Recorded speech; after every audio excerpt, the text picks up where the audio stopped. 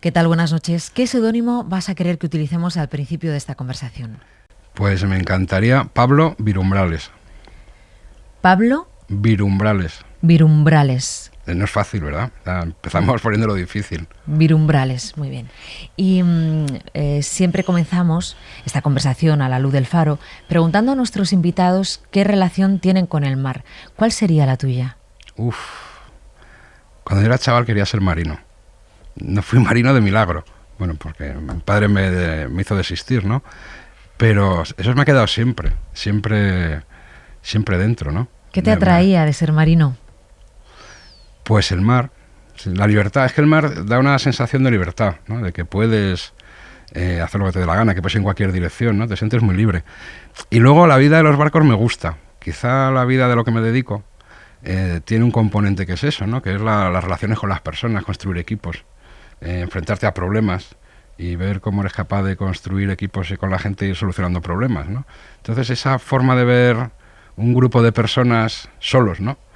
Ante las dificultades y esa sensación de libertad del mar, pues cuando yo tenía esos 16, 17 años me tenía loco.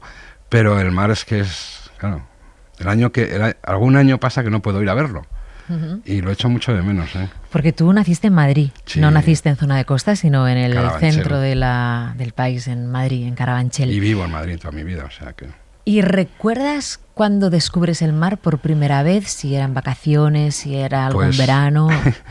No recuerdo el momento exacto en que lo vi. Yo recuerdo que lo vi en un viaje que hice con mi hermano mayor, pero mi hermano debía tener, no sé, 6 o 5 años y yo 4 o 5. Y íbamos con mis abuelos paternos, en un 600, ¿no? A Benidorm. Y recuerdo de ese viaje que yo iba preguntándole a mis abuelos cada vez que había una piscina, o algo así, abuelos, es el mar. Eso lo recuerdo. Pero no recuerdo cuando lo vi, ¿no? Cuando llegué al momento en que lo vi, pero sí recuerdo que estaba obsesionado todo el viaje. Cualquier charquito yo ya me preguntaba cómo hacen los niños, ¿no? No me parecía que eso podía ser el mar. Detrás de esta voz está Ignacio Martínez Mendizábal, paleontólogo, investigador, profesor, pertenece al equipo de Atapuerca, que ganó el Príncipe de Asturias en el año 97, y le hemos invitado, obviamente, a este faro dedicado a la prehistoria porque necesitamos que nos cuentes cosas. Ignacio, bienvenido. Muchas gracias, es un placer. Ya estuvimos hablando en el faro dedicado a volar, sí, porque eres autor de este libro El primate que quería volar, sí. Y ya estuvimos hablando un poco de la relación que tenemos con nuestros antepasados, pero quería preguntarte antes de arrancar, ¿por qué has elegido este seudónimo? Pablo Virumbrales. Sí, en realidad se llamaba Pablo García Virumbrales, ¿no? Y es uno de mis héroes. Y te cuento quién era. Era un indiano. Yo siento una gran admiración por los indianos. Esas personas que se fueron de los pueblos de España en el 19, ¿no? A comienzos del 20, y me los imagino, ¿no? A ganarse la vida. Y que muchos de ellos hicieron unas cosas extraordinarias, que luego se acordaban de sus pueblos de aquí y donaban mucho dinero. Si vas por Asturias, por Cantabria, y mucho. Aquí esta fuente la construyó, esto lo hizo. Y Pablo Virumbrales era hijo de Atapuerca, del pueblo de Atapuerca. Y se fue y hizo fortuna en Estados Unidos. Y cuando murió, pues dejó una parte de su fortuna, un buen dinero, para que en su pueblo, tú fíjate, en un pueblo perdido de Burgos, tío, se había ido, murió en Chicago, construyeran unas escuelas. Y añadió, en su testamento, para que eduquen a los niños, y puso, y especialmente a las niñas de Atapuerca. Qué interesante. Y me parece extraordinario, ¿no? A comienzos del siglo XX, ese recuerdo, eso de los indianos, y esa apostilla, especialmente a las niñas. Qué hombre más avanzado, ¿no? Y qué buen homenaje, ¿no? Haber utilizado como seudónimo su nombre. Y yo creo que esos pequeños... Tenemos en nuestra historia mucha gente, ¿no? Héroes civiles, ¿no? Siempre estamos enfadados los españoles y siempre nos fijamos en lo malo y en las cosas que... Y yo creo que son pequeños ejemplos o grandes ejemplos que los tenemos que llevar con nosotros, ¿no? Así que... Ignacio, ¿qué te atrae de investigar el ser humano de hace millones de años? Es una buena pregunta. A mí lo que me atrae es investigar, en principio, ¿no? Yo siempre cuento que yo no tenía de pequeño una vocación. Yo tengo muchos compañeros que llegan a la ciencia porque eran frikis, ¿no? En el sentido más cariñoso de la palabra. Pues les gustaban, yo qué sé, los ratoncitos, les gustaban las mariposas o las conchas, ¿no? Y entonces tenían esa fijación por ese objeto, ¿no? Yo no. Yo podía haber hecho muchas cosas, porque soy muy disipado, muchas cosas que me gustan. Pero cuando era mozalbete y iba a clase y escuchaba las historias de la ciencia, hay algo que me cautivó de esas historias, ¿no? Que es que yo pensaba, creo que todavía conservo parte de ese pensamiento, que la ciencia era el lugar donde estábamos los rebeldes, el lugar donde los rebeldes eran bienvenidos. ¿A qué me refiero con rebeldes? Los que no tienes por qué creerte las cosas por narices. Los que puedes seguir preguntando por qué el cielo es azul y si no te lo explican, pues volver a preguntar por qué, ¿no? Los que se lo cuestionan todo. Y es legítimo, ¿no? Y que buscan el conocimiento. Y que entonces es una búsqueda del conocimiento compartida. O sea, que da igual que tú seas catedrático, que doctorando, que rico, que pobre, lo que vale son tus argumentos y la luz de tu inteligencia. Y además sabes que necesitas a los demás para que eso funcione, ¿no? Y entonces eso me fascinó de la ciencia, ¿no? Porque me di cuenta que era la única actividad humana en la que por lo menos uno intenta saber cuándo está equivocado. Porque en todas las demás siempre quieres tener razón, ¿no? Y entonces me fascinó. Y por eso me dediqué a una carrera de ciencia. La biología me gustaba. Y luego, pues bueno, fui dando tumbos en la carrera, era un poco golfo, la verdad. Y acabé con la paleontología, y dentro de la paleontología humana, porque es divertidísima. Porque la otra cosa que a mí me fascina de la ciencia es resolver problemas. O sea, hacerte preguntas y bueno, pues como el que hace sudokus, ¿no? El que hace crucigramas. Y ver cómo los resuelves, ¿no? Y claro, la evolución humana, pues a fin de cuentas nos interesa mucho más, ¿no? Nos hacen soñar muchas más cosas. Así que en realidad, como ves, no es de esas cosas que puedes decir, yo leí un libro, yo siempre quise estudiar esto, ¿no? Es un poco una mezcla rara. Y luego me encontré con personas estupendas en el camino, ¿no? Que antes estábamos hablando de Juan Luis Arzuaga, mi maestro y mi amigo, que tuve la suerte de encontrármelo al principio, ¿no? De mi carrera. Que fue gato pardo también de este programa, como estás siendo tú esta noche. Sí. Y nada, pues con él enseguida congenié y tiene una mente muy parecida con lo de los problemas y me lo pasaba cañón con él y hasta aquí. Ignacio, vamos a ver, vamos a hacer un juego. Tú has dicho alguna vez que el ser humano es prácticamente igual de cuello para abajo que hace 5 millones de años. ¿Está bien? Sí, lo podríamos matizar, ¿no? Seguro que mis compañeros que lo estén escuchando tendrían muchas objeciones, pero si lo miramos con un poco de trazo grueso, sí. Sí, vale, con trazo grueso. Un parto en una cueva de la prehistoria y un parto de esta noche en un hospital de Madrid. ¿Qué diferencias hay entre las dos criaturas que nacen? Voy a venirme un poquito más para aquí, ¿vale? Porque hace 5 millones de años, de los de 5 millones de años, en realidad sabemos poco. No sabemos tanto 500.000, ¿no? Que es de donde encontráis los fósiles en la cima de los huesos de Atapuerca. Pues nacería con el cerebro un poco más pequeño que nuestras niñas y niños, ¿no? Seguramente el parto sería un poco más fácil, porque eran más anchos, y las mujeres eran más anchas de cadera, y el canal del parto era un poquito más ancho. Ya era complejo, como pasa en nuestra especie, tenía sus dificultades, pero sería un poquito más fácil. Seguramente ese parto no estaría la mujer tumbada boca arriba. Esa no es la posición más natural para parir, pero bueno, no es el tema. ¿Cómo estaría? ¿A 4 patas? Pues seguramente estaría en cuclillas. En cuclillas. Seguramente, vamos, por lo que publican las personas que se han dedicado a estudiar esto en otras culturas y todo eso. Y nacería por lo demás, yo creo, muy parecido, ¿no? O sea, pues sí, porque es que además cuando somos niños nos parecemos mucho a las crías de las especies próximas. Si tú ves, si te enseñas un cráneo de un chimpancé de 3 años, verías que se parece mucho más a nosotros que cuando se hace adulto, ¿no? Ya de adultos nos hacemos muy feos, ¿no? Se desarrollan una serie de características. Así que seguramente, aunque no tenemos ningún recién nacido de esa época, se parecería mucho más a nuestros recién nacidos de lo que nos pareceríamos los adultos, ¿no? Y luego seguro sería adorable, ¿no? Y a los que estuvieran allí en el parto se les caería la baba. Yo estoy seguro que eso sería exactamente igual. Eso te iba a preguntar. Inmediatamente después de ese nacimiento, ¿cuál sería la reacción de la gente que hay alrededor? ¿La misma que ahora?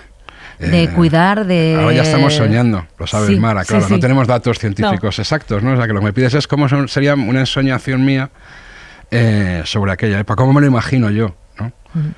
Pues yo me lo imagino muy parecido a cómo serían las sociedades cazadoras-recolectoras actuales, ¿no?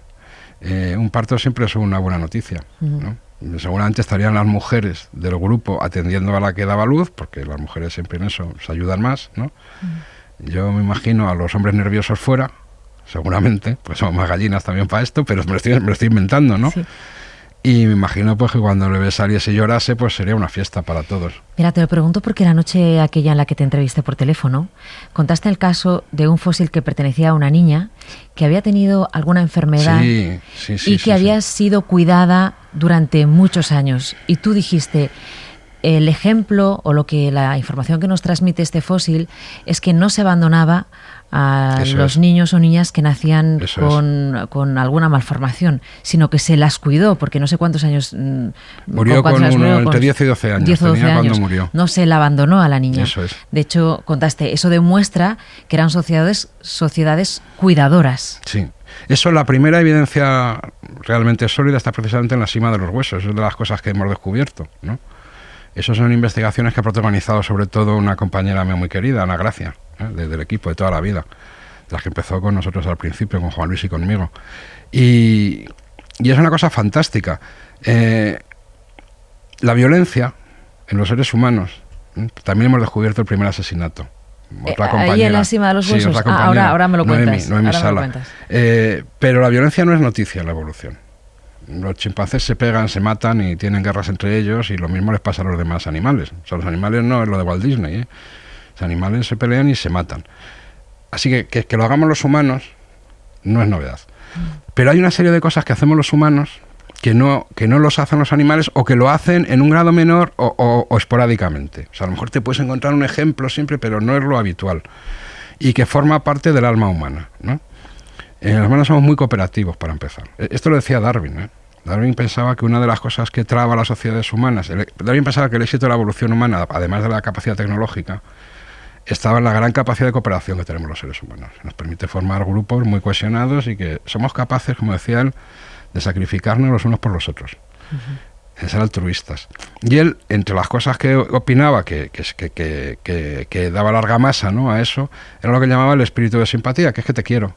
O sea, el cariño, el amor, aunque suena cursi, pero el amor es una palabra importante. Y eso lo decía Darwin, ¿no? Y bueno, eso lo empezamos a ver con fósiles, seguro, eso que llamamos amor en castellano, en estos fósiles de Atapuerca. Yo siempre cuento esto y parezco muy hippie, porque siempre hablo de la parte del amor, ¿no? Y siempre digo al final, cuando en público hablo de estas cosas, digo, te envío el telediario por las noches. Pero es que para un antropólogo evolucionista, lo interesante es lo nuevo, ¿no? Y lo nuevo son estas cosas. Y esta niña de la que hablábamos, a la que pusimos de nombre Benjamina, sí, que en hebreo quiere decir la más querida, la que se sienta a la derecha, la favorita. Pues es una historia muy hermosa, la de Benjamina y la del descubrimiento, ¿no? Porque cuando encontramos el cráneo, estaba bastante completo, pero le falta la cara, pues nos quedamos muertos cuando lo vimos. Porque tenía en la forma del neurocráneo, de la bóveda craneal, una forma que no era la misma que la de otros niños que tenemos en el mismo yacimiento. El yacimiento de la cima de los huesos es el más rico del mundo. ¿No? Y tenemos muchos individuos.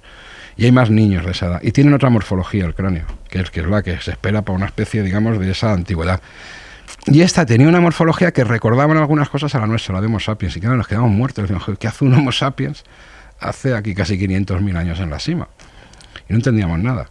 Hasta que Ana Gracia, de la que he hablado antes, pues que se dedica a estos temas de paleopatología, descubrió que es que en realidad la niña tenía el cráneo deformado por una patología. O sea, la deformación había hecho que se pareciera en algo, a la nuestra. Sí. Pero la deformación había tenido otras consecuencias, ¿no? Había deformado... Porque ¿qué le había pasado a la niña? Pues le había pasado que el hueso parietal izquierdo se había fusionado con el occipital, con el hueso de la nuca, que normalmente no se debe de fusionar hasta que uno es muy mayor. Los niños nunca está articulado, pero no fusionado, para permitir que, claro, el cerebro siga creciendo, porque si el cráneo está fusionado y es un casco, el cerebro se aplasta ahí dentro, ¿no? Claro. Pero a esta niña se le había fusionado esa parte de esos dos huesos. Es una cosa que ocurre con muy baja frecuencia, muy pocas veces, seguramente por un golpe que recibió cuando estaba todavía en el seno materno. Entonces, que la niña nació, el cerebro creció y el cráneo no pudo crecer armónicamente y se fue deformando. Y se deformó mucho, tanto que la base del cráneo también se deformó, lo cual implica que la cara estaba completamente deformada. Y esto es muy importante, porque quiere decir que la niña era patentemente deforme. Es decir, que los demás miembros del grupo la reconocían como rara. O sea, no era una cosa que pasara desapercibido. ¿Por qué subrayo esto? Porque lo normal en los animales, cuando tienen un cachorro que, si me permiten la expresión, les ha salido mal, es que lo desechan. porque es la ley de la selva. De la biología, ¿no? Sí, Tú no inviertes tiempo y dinero en algo que no se va a reproducir, porque si no tus genes no pasan de generación en generación. Pero claro, estos se daban cuenta de que la niña no les había salido bien, vamos a decirlo así, pero no la rechazaron. Es más, esta niña, cuando se estudia el molde endocraneal que refleja la superficie del encéfalo, pues se ve que en algunos sitios tenía lesiones, como consecuencia del crecimiento anómalo del cráneo, que claro, el cerebro le tiene que empujar. Y con los neurólogos que hemos trabajado nos dicen que es muy probable, casi seguro, que esas lesiones habrían derivado en un retraso psicomotor serio. O sea, que esta niña no solo era deforme, es que era muy lentita, física y psicológicamente. Y sin embargo vivió hasta los 10-12 años. Eso quiere decir que no solo no la rechazaron, sino que tuvo que recibir seguramente muchos más cuidados que los demás. Es una historia tremendamente bonita. Sí. ¿No? Tremendamente bonita. Ignacio, acabas de citar que la Sima de los Huesos en Atapuerca es uno de los yacimientos más importantes del mundo, el más importante de Europa. Se han encontrado, no sé, 7.000 fósiles. Sí. 7.000 fósiles. ¿Qué hacen ahí tantos fósiles? Quiero decir, ¿vivían ahí? ¿Alguien los echó ahí? ¿Qué era la Sima de los Huesos? Pues eso ha sido, fíjate, el gran problema del yacimiento durante casi 30 años. Porque lo que ocurrió allí es algo único, o sea, algo que solo ocurrió una vez. Claro, cuando estudiamos las ciencias del pasado, nosotros lo que podemos interpretar son las regularidades, ¿no? Las cosas que como pasa muchas veces, si ves dices, esto es tal, pero los casos singulares, no hay manera de... Claro, porque entra la máquina del tiempo para ir a ver lo que pasó. O sea, lo que pasó en la Sima fue algo muy singular.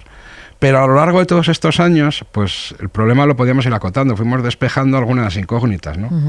Porque en esencia, al final, la ecuación se puede simplificar mucho. Esa es una de las cosas bonitas de la paleontología, ¿no? Como un problema complejo, reducirlo a un problema muy sencillo. Este es un ejemplo, precioso de eso.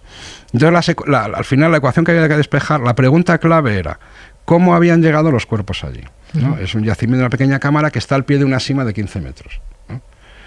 Y sabíamos porque lo estudiamos, claro, porque investigamos esto, que lo que habían llegado allí eran cadáveres completos, porque están todos los huesos del esqueleto de los casi 30 individuos que hay allí, ¿no? Y eso, si hubieran llegado solo huesos aislados, pues los huesos más pequeños, los de las manos, se habrían perdido. Y están completos. Está todo, o sea, los rotos, mezclados, vamos poco a poco, pero están todos los huesos. O sea, que habían llegado, se habían acumulado hace casi 500.000 de años allí, casi 30 cadáveres. ¿Cuál fue el agente transportador, para decirlo en términos científicos? ¿Quién los llevó ahí? ¿O cómo llegaron ahí? ¿Cómo llegaron allí? Claro, eso te permite acotar la hipótesis, ¿no? Perdón, porque no vivían ahí. No, ahí no vivían. Ahí claramente no vivían. No, seguro que ahí no vivían. Y entonces hay tres posibilidades, vamos a las dos más sencillas.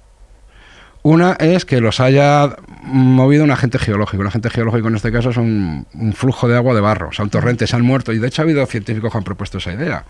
Fueron atrapados en otro sitio, a la entrada de una cueva, y luego el agua del barro los llevó hasta allí porque era la parte más baja de la cueva. Bueno, pues es una buena idea, porque sí, vamos a empezar por las hipótesis sencillas, claro, y solo iremos a las complicadas, como decía Sherlock Holmes. Vamos a intentar descartar primero lo probable antes de llegar a lo improbable, ¿no? Pero eso se pudo descartar, ¿no? Se pudo descartar porque, claro, las corrientes y los flujos de agua dejan pruebas de su acción, dejan pruebas sobre los huesos, los ruedan y los erosionan. ¿La segunda opción? Ahora voy a esa. Y luego dejan las marcas, y eso se pudo estudiar por geología y se pudo descartar los agentes geológicos. Vale, pues no fueron los agentes geológicos. La segunda es que sean los animales. Allí en la Sima de los Huesos, con los humanos, hay osos, hay algún león, hay lobos. Bueno, pues a lo mejor era el cubil de un carnívoro que acumulaba allí sus presas. Pero 30. Pero sobre todo hay otras evidencias que niegan esta posibilidad. Primero, a la Sima, y esto nos ha costado mucho demostrarlo, pero es así, solo se puede entrar por ese pozo vertical que yo he dicho. No es un lugar para que una esfera haga un cubil, porque puede entrar pero no salir. Esa es una. Dos, en la Sima no hay ni un solo resto de otro herbívoro. O sea, solo hay carnívoros y humanos.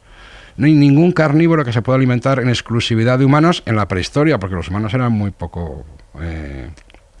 eran ocasionales, vamos a decirlo así, había muy pocos. Así que tendría que haberse alimentado otras cosas. Y luego, aunque los huesos tienen marcas de carnívoros, tienen algunos mordiscos, son muy pocas. Y seguramente proceden de los osos que están con ellos, porque posiblemente los osos durante la hibernación, porque hibernaban allá al lado, se caían por la Sima, alguno de vez en cuando no se mataba y mordisqueaba algún hueso. O sea que es un acceso ocasional, no es que el carnívoro haya cazado a los humanos, se los haya zampado, que habría destrozado los huesos, en fin, hay un montón de evidencias que aunque hay una pequeña acción de carnívoros, no es el agente transportador. Vale, pues si no ha sido los agentes geológicos, si no ha sido los carnívoros, ¿qué nos queda?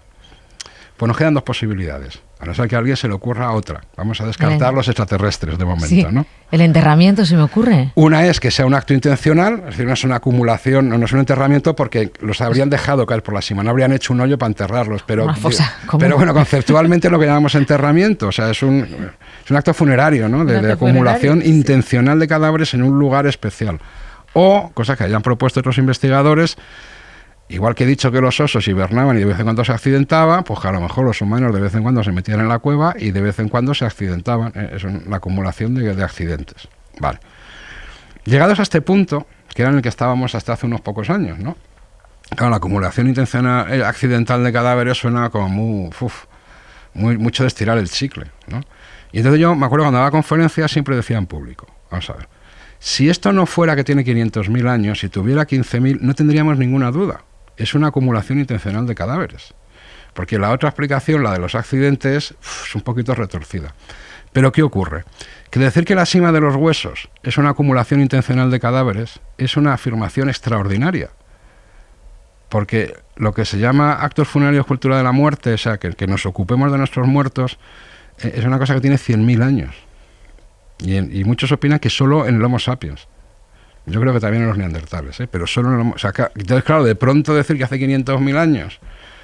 Claro, que cambia completamente la perspectiva de la evolución humana, porque querría decir que hace 500.000 años tiene una mente como la nuestra, en aspectos muy fundamentales. Un rito funerario al morir, eso, pensando todo lo que sabíamos que hay que se oponía. Al muerto. Todo lo que sabíamos se oponía a esa idea. Por lo tanto, era una idea extraordinaria. Claro, era como decir que la Tierra es redonda cuando todo el mundo pensaba que era plana. Y cuando uno en ciencia hace una afirmación extraordinaria, está obligado a presentar pruebas extraordinarias. Y todo lo que he hecho hasta ahora sería presentar en un juicio pruebas circunstanciales. Entonces yo acababa siempre las conferencias diciendo, no podemos afirmarlo, no podemos saber lo que pasó. Pero si quieren saber mi opinión, toda la evidencia apunta a que fue intencional.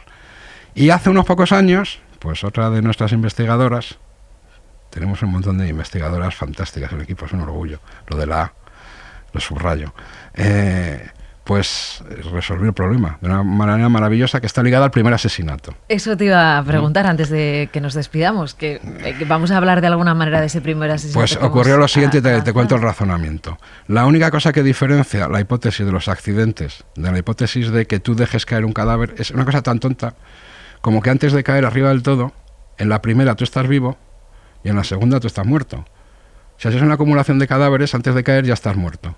Si es un accidente, antes de caer estás todavía vivo. Sí. Así que si pudiéramos demostrar que uno llegó muerto arriba, solo podía ser una acumulación intencional, porque los muertos no se accidentan en las cuevas. O sea, que entró muerto desde arriba. No, entró muerto a la cueva. Para llegar a lo alto de la cima hay que hacer mucho trayecto por la cueva. Y luego... O sea, habría que demostrar que entraron muertos ya. Eso es. Pero ¿cómo demuestras eso? ¿Y lo del asesinato? Y entonces hay un cráneo, el cráneo 17, que es el trabajo de Noemi Sala, que tiene 2 orificios perforantes en el frontal, ¿no? Es como 2 golpes, ¿no? Y ella descubrió que su contorno es exactamente igual, el de los 2 orificios. No era fácil porque están rotados. Y si el orificio de un golpe son iguales los 2, el contorno es el mismo, quiere decir una cosa inequívocamente, han sido producidos con el mismo objeto y además con la misma fuerza. Y es imposible que en una caída tú te golpes la cabeza 2 veces con la misma piedra y con la misma fuerza. Por lo tanto, esos golpes no se los hizo en la caída, los traía antes, y con esos golpes estabas muerto, porque son mortales los 2. Así que resolvió el enigma de la sima de los huesos. Y ya el corolario de la investigación, que es más periodístico, pero tiene menos fuste científico, es cómo recibió esos golpes. Pues Noemi prolongó el estudio, aplicó todas las tecnologías y métodos forenses, y eso es una agresión interpersonal cara a cara, que no es un homicidio, porque podría haber sido un accidente, antes le golpeó sin querer, la primera vez. Pero la segunda es que lo quería matar. Y así resolvió el primer asesinato de la historia de la humanidad, que nos permitió resolver el problema del origen de la sima de los huesos. A Ignacio Martínez Mendizábal, nos tenemos que despedir, aunque estaríamos hablando durante las 2 horas y media contigo. Pero tenemos otros invitados, que queremos también saber qué piensan los oyentes, qué saben de la prehistoria. Pero no querría despedirme sin hacerte... una pregunta que parte de una afirmación que tú has hecho, ¿no? Que ninguna criatura del planeta ha tenido tanto poder sobre el planeta como el ser humano de ahora, como nosotros. Eso es.